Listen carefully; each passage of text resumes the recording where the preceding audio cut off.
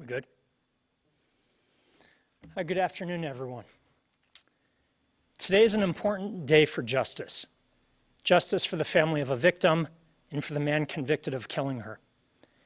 In November 2018, our office created a Conviction Review Unit, or CRU. The CRU works to identify, investigate, and remedy wrongful convictions. It was one of the first of its kind in the state of Florida, and our CRU has made an important discovery. Now, this is painful and tragic, but it's the truth, and when you tell the truth, justice is done. Our office has identified a man wrongfully convicted of murder after spending 37 years behind bars. Today, we're filing a motion with the court to ask the court to promptly release Robert Duboise from prison. He was convicted of the murder and attempted rape of 19-year-old Barbara Grams back in 1983. But newly discovered DNA evidence, which was thought to be lost, now proves his innocence. For 37 years, we've had an innocent man locked up for a crime that he did not commit, while the real perpetrator was never held accountable for this horrific murder.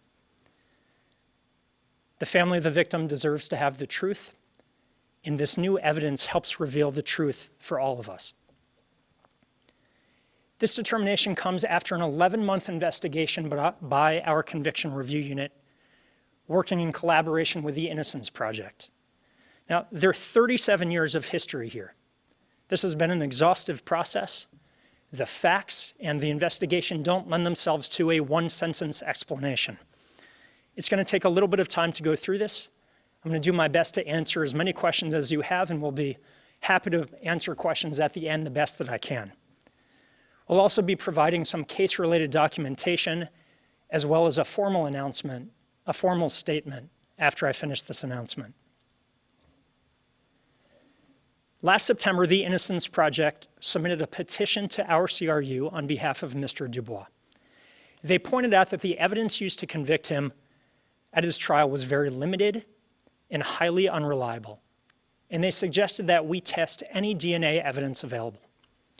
Back in 1985, when the case went to trial, DNA testing was not advanced enough to use in the prosecution. So DNA samples that were recovered from the victim were collected and were stored, but were never tested. Science came a long way over the next 20 years, and DNA testing became routine. In 2006, in this case, the defense sought to have the DNA tested as part of the usual post-conviction process.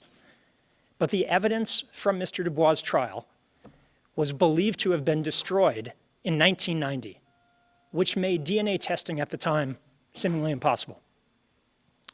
Then this month, we had a breakthrough. During the course of her thorough investigation, Teresa Hall, the supervising attorney from our Conviction Review Unit, was able to locate DNA samples still intact at the Hillsborough County Medical Examiner's office. We got the DNA samples. The Innocence Project sent them off for testing. And the results show that Robert Dubois' DNA was not present.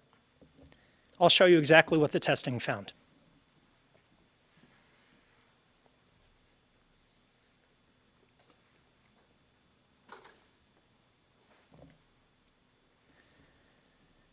So Robert Dubois was definitively excluded from being a contributor of the DNA. The results identified DNA from the victim, which we would expect to see, along with two other men. One is classified as a major contributor, and the other as a minor contributor. Being a major contributor typically means that there is more of the sample present and that it's more recent. One of those men, the major contributor, has been identified. He's a person of interest in what is now a new and open investigation. We can't share the details right now because it is an active investigation, but I do want to let you know that this person of interest does not pose any threat to the public.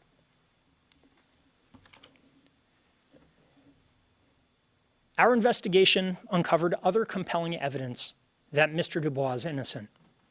The only physical evidence that placed him at the scene was a supposed bite mark on the victim's face. At trial, a forensic odontologist or a dental expert testified that the bite mark found on the victim's face belonged to Mr. Dubois. Once again, science has come a long way. Today, the scientific community, including the National Academy of Sciences, the American Board of Forensic Odontology, reject that type of bite mark analysis as inherently unreliable. The expert who testified at Dubois' trial has renounced similar testimony that he has provided in another case as unreliable. And earlier this year, the Innocence Project took the evidence to a highly qualified dental expert who affirmed that not only is the analysis done at trial unreliable, but he determined that the injury on the victim's face was not even a bite mark at all. The only other evidence against Mr. Dubois from trial was testimony from a jailhouse informant who testified that Mr. Dubois had told him that 2 other men had murdered Barbara Grams while Mr. Dubois had raped her. Now, that informant's testimony had significant inconsistencies. And more importantly, this new DNA evidence clearly refutes his testimony. The informant named 3 men who he claimed were involved in the rape and murder of Barbara Grams, but the DNA does not match any of those 3. So let me summarize. The CRU has determined that there is clear and convincing evidence to reject both the bite mark testimony and the jailhouse informant's testimony that were the only evidence supporting the conviction. In short, there is not one shred of evidence that says that Robert Dubois committed this crime. And the DNA evidence compellingly points to his innocence. Here's the bottom line. Despite all the safeguards in our system, when science tells us that we've convicted the wrong person, it's up to us to listen and to act. A prosecutor's job is to seek justice, and that obligation to seek justice never ends. And it's time to right a wrong that dates back 37 years. I apologize to Mr. Dubois on behalf of the entire criminal justice system. We can't give him back the time he's lost, but from the moment we learned of this case, our CRU has worked diligently to research the facts, to find the truth, and now finally to move and to request his release. And we really need to thank the Innocence Project and their attorney, Susan Friedman. Ms. Friedman represents Dubois. She has for the past several years.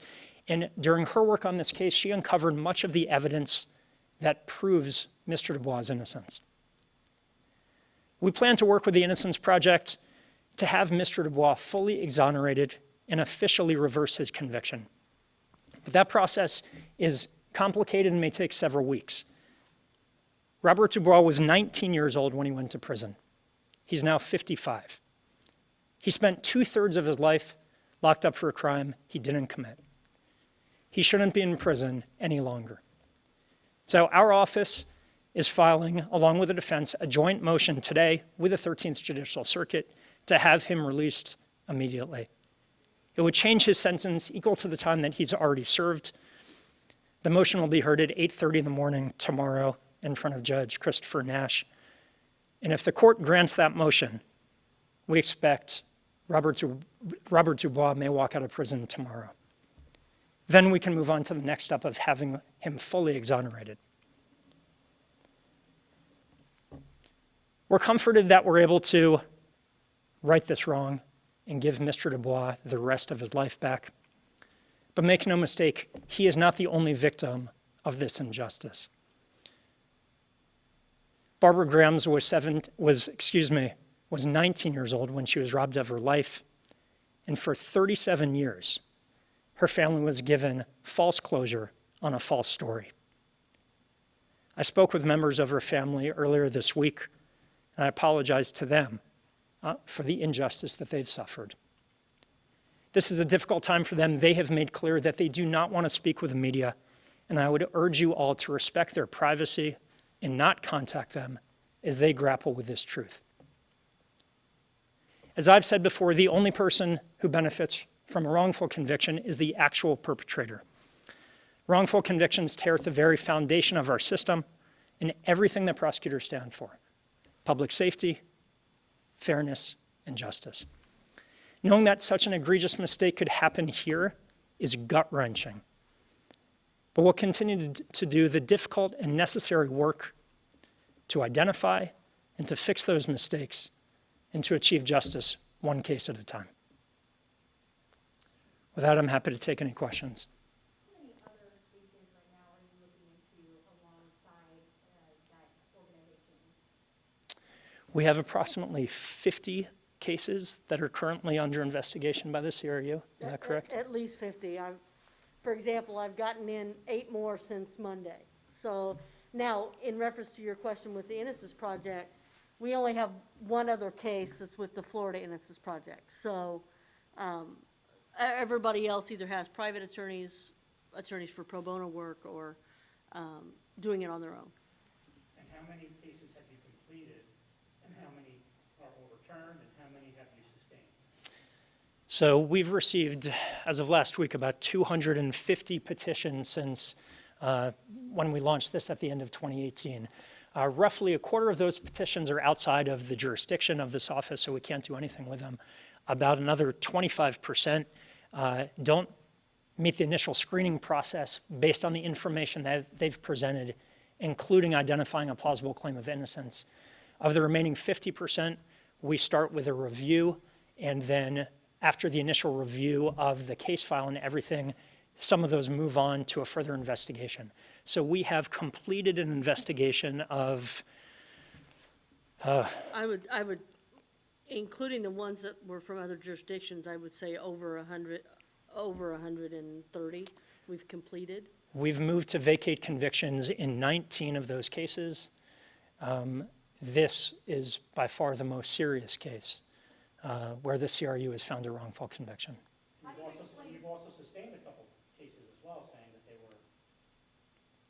the prosecution was correct. Correct, we have indeed. One of the benefits of the CRU is that we have the opportunity to run down and investigate fully claims of innocence. So when a defendant is saying, I'm innocent, I'm innocent, I'm innocent, if you only go and talk to these witnesses, they will tell you, well, the great work that Teresa does, she often goes and talks to those witnesses.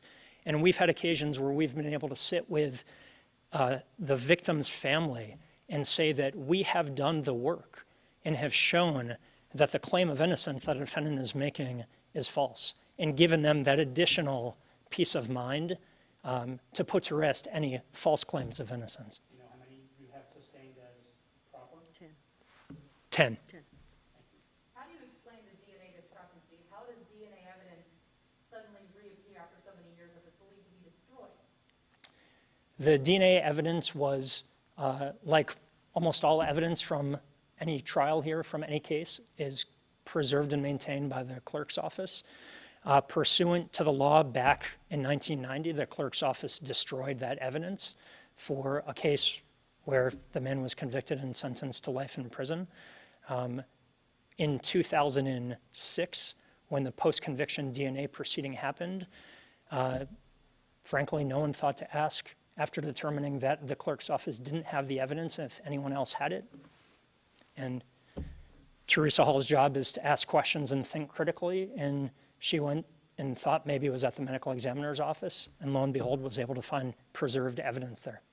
With the issue of the bite mark science, which has been largely debunked as anything that can really incriminate someone now, how many other cases, especially from that time frame, could be now implicated or in danger of being tossed out under the same grounds? I can't answer that for you today. I mean, we review those cases as they come into the CRU. The unreliability of bite mark evidence has been well known in recent years. The Innocence Project has done a lot of work on bite mark-based cases around the country, and this is just the latest example of where bite mark analysis was one factor in leading to a wrongful conviction. Will Mr. Dubois be on the Zoom tomorrow? No, his appearance has been waived because he's still in prison and they won't do Zoom hearings. When did he find out, and what was his reaction? Who told him? So the Innocence Project is representing Mr. Dubois in this case, and the attorney is going to be in town, and she'll be available to answer questions on his behalf and in terms of his reaction. We have not had direct contact with him. We represent here the justice system, obviously the state of Florida, and everything we can do to find justice for the victim and her family. In terms of this new suspect that you have, why hasn't he already been arrested if you're pretty confident that this is your person? It's an ongoing investigation. All I can say at this point is that he does not pose a threat to public safety. All I can say at this point is that he doesn't pose a threat to public safety. This is a 37-year-old murder. We're still gathering up the evidence. We're still trying to build a case to hold this person accountable for Barbara Graham's murder. Do you know if Mr. Dubois has family that's still around? His mother is still alive. Thank you. Yes.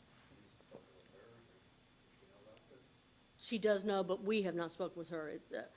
Mr. Dubois is represented by a very competent, good attorney, and she is in close contact with him and the family. Is she living locally? No. Who is the attorney that we'll see tomorrow? Susan Friedman. Is she here in this room right now? No. Nothing. Not that I know of. No, I don't see her. Yeah. The No. the lights are a little bit bright, but Yeah. no, she's coming tomorrow for the hearing. Yes. Okay, so she's going to appear in person or appear Via Zoom, yes. But here in the in city. Borough County? Yes, Is it correct that he was at one point sentenced to death? that's correct. He was initially sentenced, given a death sentence by the judge. That was later overturned on appeal, and then when he was sent back to the court, he was sentenced to life. So what do you think that says about how profound this situation is? I mean, this was a man who was actually facing death for what turned out to be a disservice of justice. That's right. And I've had the opportunity, as we've talked about before, I've sat with people who are on death row for crimes that they didn't commit. I don't mean because they were innocent on some technicality. I mean, they actually didn't commit the crimes. This is another one here. I mean, we've had a man who was wrongfully imprisoned for 37 years for a crime that he did not commit. What prison is he in? Hardy Correctional Institution. Thank you. He's at Hardy Correctional Institution. And if the judge grants this motion, he could be released from there tomorrow? That's our hope. And just to provide a little bit of background, an 11-month investigation, we have just gotten this latest piece of evidence in the past few business days. The DNA came back on Friday late afternoon. We worked through the weekend to identify everything. Once we had the results back, have worked quickly to talk with the victim's family, to work with the Innocence Project to get everything lined up so that we can move as quickly as possible to have Mr. Dubois released from prison. Is he a person of interest? Can you say if he was involved in any other crimes that were similar to this? At this point, I'm not prepared to say that.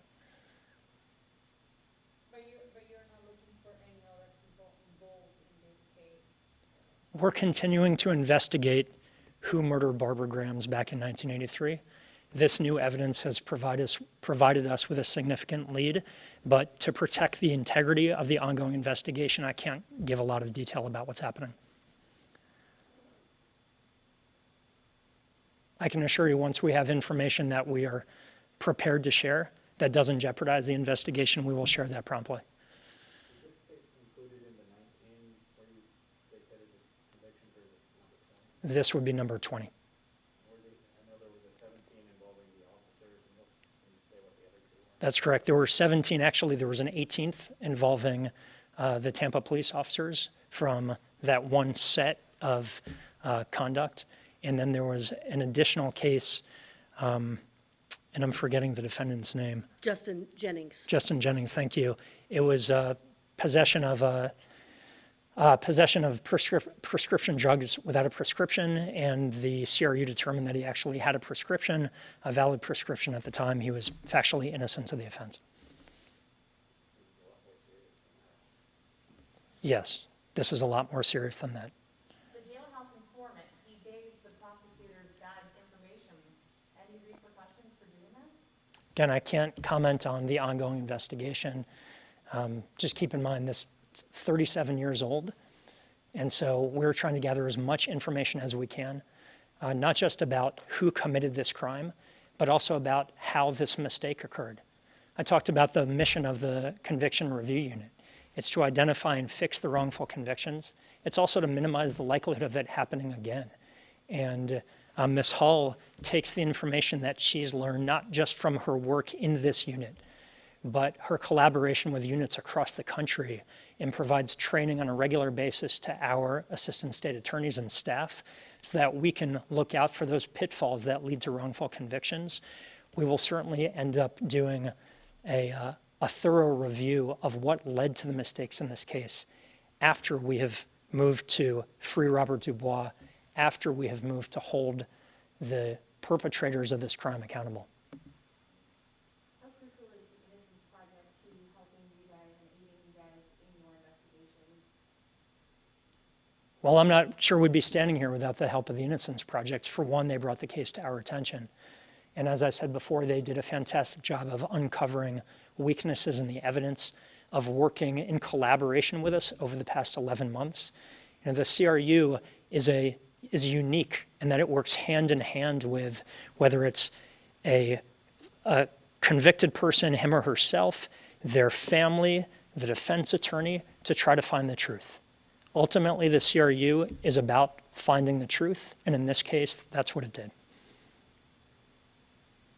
When you created the Conviction Review Unit, did you expect you would have a case like this? I mean, was this kind of surprising to you, or did you anticipate something like that? We know that wrongful convictions exist. They're rare and they're extremely hard to find. But we've also seen from across the country that the Innocence Project and other organizations have done fantastic work in identifying people who are on death row, people who committed murders, who are convicted of committing those crimes, who are factually and truly innocent. I can't tell you I anticipated something like this happening, but this is exactly the goal of the CRU. This is why we created it, to make sure that no one is spending time behind bars for a crime that they didn't commit.